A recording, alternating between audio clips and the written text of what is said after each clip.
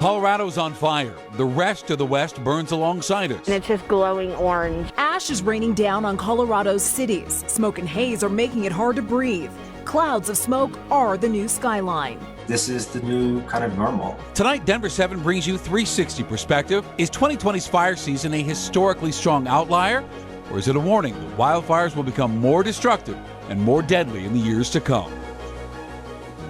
2020 will go down as the year of two of the four largest wildfires in Colorado history. The Cameron Peak Fire and the Pine Gulch Fire burning simultaneously. The amount of land scorched in Colorado is almost 300,000 acres, larger than several countries, including Malta and Barbados.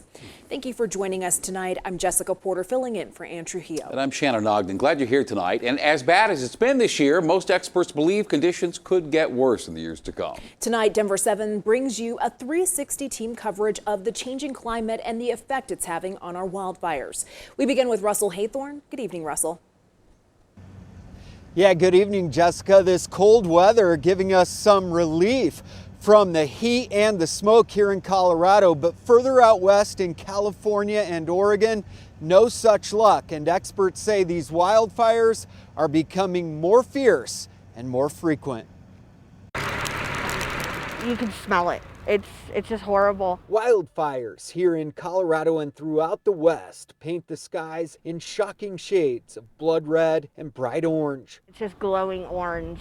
A relentless and unprecedented wildfire season that experts warn could be a sign of things to come. We expect things to get worse. Let's start this 360 with WALEED ABDALATI. The former chief scientist of NASA says rising global temperatures and drought in many western states are drying out the forests. Sort of made them kindling. The pump is primed now for more fires, bigger fires, more intensely burning fires. Fires already are demonstrating that they are becoming more frequent, more intense. Researcher Gregory Simon says in many western U.S. states, there is no longer a wildfire season. They are a continual risk year-round. The frequency of them, the size of them, the intensity of them, and the way in which they can occur all year long. This is the new kind of normal. Just ask lifelong Colorado resident CARRI GLOBENSKY. Worse than I've ever seen. She and others capturing apocalyptic images like these of the fires in Colorado earlier this week.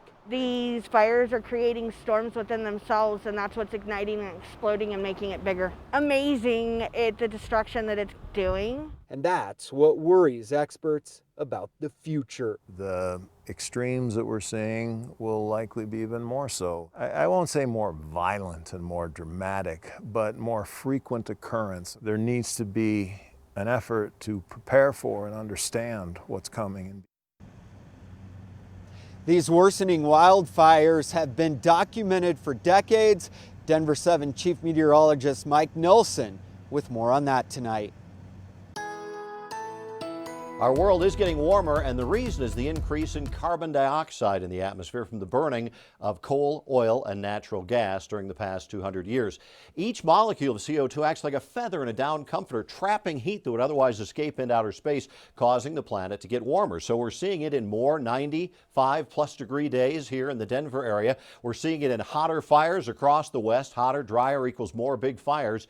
We're seeing more of the smoke wave, the intensely smoky days, and this is going to have an impact on our climate as making it worse as we go farther into the future. And in the Arctic, this is sea ice from satellite back in 1979. Ice reflects the heat back into space, but now the ice is really melted. That's absorbing the sunlight energy, warming the Arctic. That impacts Colorado weather because it changes the path of the jet stream and makes the jet stream, instead of being rather quick moving, it's slower and more meandering, and that can increase heat waves, severe storms, and even cold waves. So what we're going to see is stronger and longer as far as extreme weather events in Colorado.